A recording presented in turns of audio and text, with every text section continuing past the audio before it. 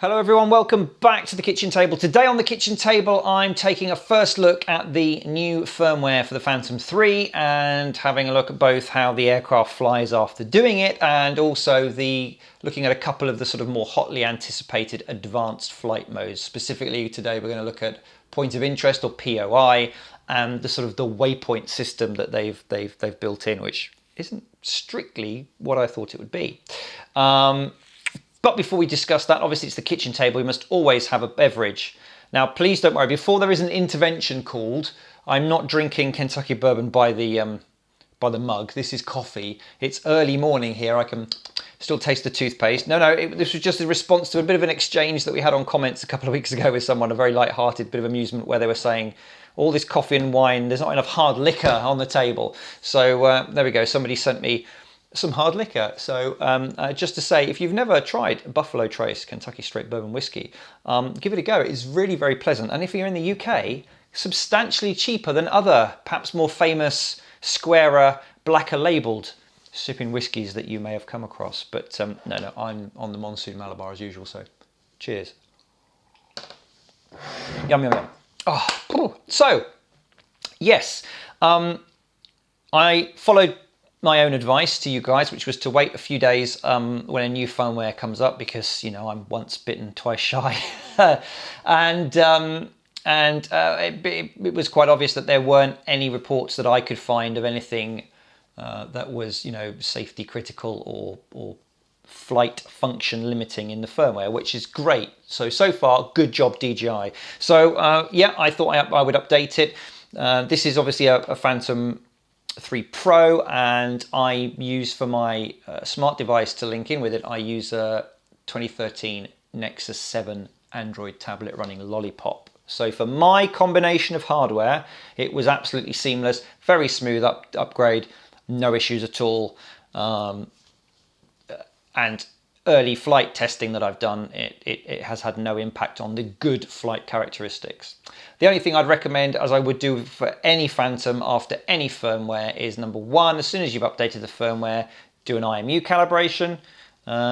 And before if you're not somebody who calibrates the compass every flight like I am, before you do a first flight after a firmware update, compass calibration, and then do a hover test. Pop it up to 10 feet, watch it like a hawk for 30 seconds and make sure there's no circular drifting that might imply we have an issue, and all was well. So what I did was I took it out. It wasn't an ideal day for filming, it was an ideal day for flying. In fact, it was quite good because there was a bit of a wind blowing, which would test the stability of the aircraft. But we had it was like a 9/10 overcast day with some sun coming through. There was quite a bright sort of diffuse light about the place, so it was very bad for filming a tablet screen. And I had to film a tablet screen because, interestingly, you cannot access on your smart device any of these advanced flight modes, not even to check them out or have a play, unless the aircraft is switched on and in the air, which is a bit of a I don't know. I would have liked DJI to add those in as something that you could at least have a look at on the ground and see what the steps are to doing it. But having flown them, the way they've implemented those modes, I see why it would be pointless looking at them at the ground.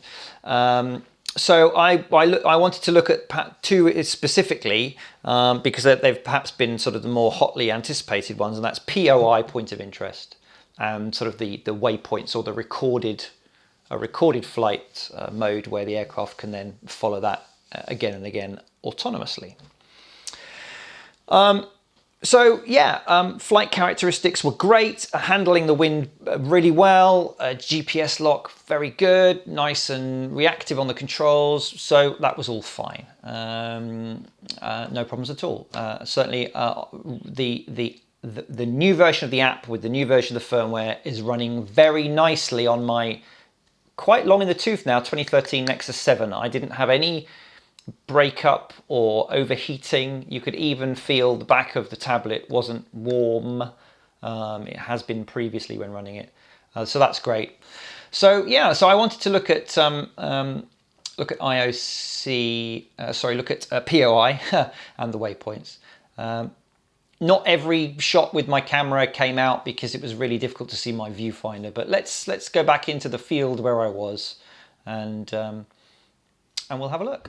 So not ideal conditions, it's very windy and it's a bit grey, but as you can see, look, we're in the air and we don't have any access to the IOC, and I think this is, you know, confused a few people. What you need to do is switch the switch on the transmitter to the F mode. Bloop. And then it comes up. The first time it'll ask you to actually accept a disclaimer, but this is how you access the various modes. Course lock, home lock, point of interest, follow me on waypoints. Let's look at POI first. So basically, fly the aircraft to above the point of interest and set that position as the POI. Fly the aircraft away and set the circling speed. Okay, we'll fly the aircraft away. And we'll set the circling speed as pretty fast. 30 seconds. And then we go, then we press start. Return to home, that's okay. And then you have to set the return to home altitude.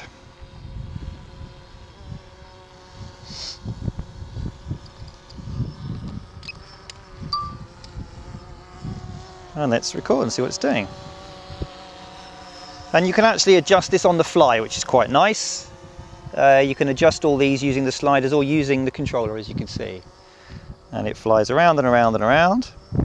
And we can also tilt at the same time. Round we come. So that's pretty nice and fairly easy to set up. The only downside is you have to go over the point, so please just be a little bit careful with that. If you're doing historical monuments or something, you know, that you shouldn't get too close to, you are going to have to go directly ahead. Now, you could obviously do it at a height and then come away, so you keep to that sort of safe distance, normally 50 meters or so maybe. But there we go, and it just goes round and round and round, and you just exit that mode. Now the next one we're going to look at is waypoints, because I think people got excited about waypoints, thinking it was like the ground station, but it's not. What you have to do is you have to start recording your own waypoints. So we start from here. So we record, and you can use the C1 and the C2 buttons on the back, which is pretty good. So we can go click, and it says waypoint altitude is lower than 32 feet. So let's get up again. Okay, there we go. And record. Shoot over that way and stop. Record. Head over that way.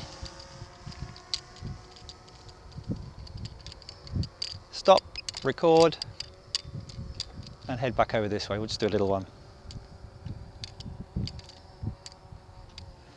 Stop, record, and then we can do done. And you'll see on the if we swap over the main map, we've got a display here. We need to zoom in because it's very tight, obviously. This is do a bit of zooming, so you can see we've got some grouped waypoint coordinates there. Let's hit done. Fly the aircraft consistent with recording, so that's whichever direction it was pointing, and your flight velocity, and we'll hit record and we'll start. The aircraft will return to home. We say yes, we do apply, and then off it goes.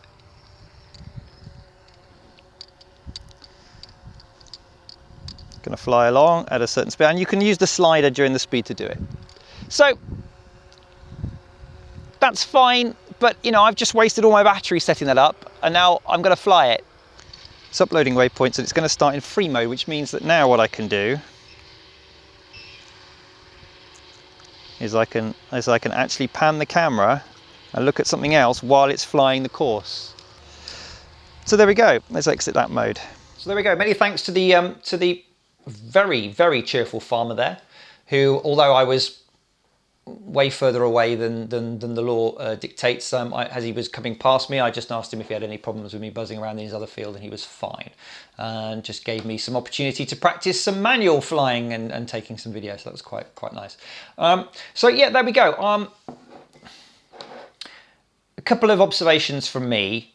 I have to hats off to DJI. They've done a pretty foolproof job in walking you through how to set it up. Bearing in mind you can't practice at home, this is probably a good thing, that, you know, it does take you step by step and tells you what to do. For example, in the point of interest mode, it will spell out that you need to go and hover over the point of interest. Then you need to come back and then off you go. So it was very good. And the on-screen graphic as well shows you how you can adjust the circular speed by the slider, or you can actually use the controls on your transmitter to do that as well on the fly, which I thought was nice. My only concern is that people are going to pick the point of interest mode. Really lends itself to going around really interesting things like, you know, windmills and monuments and interesting trees and all that kind of stuff. And most of those are fine. And I'm just worried that it will get numbers of people hovering directly overhead ancient or significant monuments around the world to then go back and get POI shots. I hope that doesn't happen. But, you know, if you're going to do something like that, then please make sure that at least the height that you come over to mark it is you know, gives you a good clearance and legal clearance. That's not DJI's problem so much, but it is something I worry about. Other than that, I thought it was very nice to have the control over the speed and be able to change it on the fly, so you can, you know, mess about. But in a certain way as well, it kind of takes the fun out of it. Those of you who've never tried flying a POI shot manually, after you've had a play with your POI and seen what it's doing, keeping the nose in, have a go. And if you get half, even a quarter of an arc of a circle with it looking smooth, then you know you're onto a winner, and it gives you quite a good sense of satisfaction. So yeah, there's that. But it's certainly, the implementation here is very good. And on a windy day, I thought it held station remarkably well. The waypoints, I think some people have been disappointed. I've read disappointment that, again, you can't sit there at home with the tablet and go, I want you to fly from here to here to here to here to here. Go there, load that pre-programmed route up and go. The first time you will have to actually fly the route and record the waypoints. I can see in some situations why that might not be ideal. And some people are saying, well, I'll never use that. I think if you need absolute accuracy, if you need to go from point A to point B in a dead straight line and you need those 2 points to line up, then you're going to have an issue perhaps, because unless you can really zoom into the map and use maybe you use the quadrant overlay on the screen to really line those up, you're not easily necessarily going to get that straight line. Having said that, once you've got it programmed in, of course, it's then saved as a favorite waypoint. So once you're happy with it, which might take some time and a lot of battery, that's the one thing that I found, doing even a really simple waypoint route and looking at the heights and adjusting things, 5 minutes of battery life gone already. Subsequently, of course, press and go. And I think that will lend itself to doing something that you couldn't do with the Vision Plus waypoint system, which is to set up a simple waypoint that says take off from here, hop from this hover point, go to that point in space and stay there. Because what you'll be able to do is, if you want to do a sort of seasonal time lapse, say take the same bit of video across the same mission every month to get like a, you know, how the seasons change, you could do that really easily with that. But again, the way it's implemented, it talks you through it, it's all there. Apart from burning up a bit of battery time because it's in the air and that's the only way you can do it, once you've done it once, it's there and ready to go. And I thought that was, it was nicely done on the app. So there we are. It wasn't a particularly stressy test. I didn't do a lot of bits and pieces. There's loads of official video from DJI and others out there who are kind of really stress testing it, how far can you go and all that. But, you know, I just wanted to see how useful they might be. But there we go. It was a good firmware update. I'm happy to sort of recommend the firmware in terms of the flight capabilities as being good, certainly on my setup. But can you let me know how you're getting on with it? And if you do, can you also let me know whether you're Pro, Advanced, Inspire one, and also what smart device you're using. If it's an Android, can you let me know as well what version of Android, just so that we can maybe build a picture of this particular hardware that's causing problems. Anyway, that's it. Thank you very much indeed for your time. Thank you for all your support. I really, really appreciate it. If you'd like to support the channel, there are ways you can do so financially, and there are ways that you can do so without incurring any costs, or in the descriptions of every video. And whatever you decide to do, even if it's just liking and sharing the video, it's all fantastic and I really appreciate it. See you soon back on the kitchen table. Until then, cheers.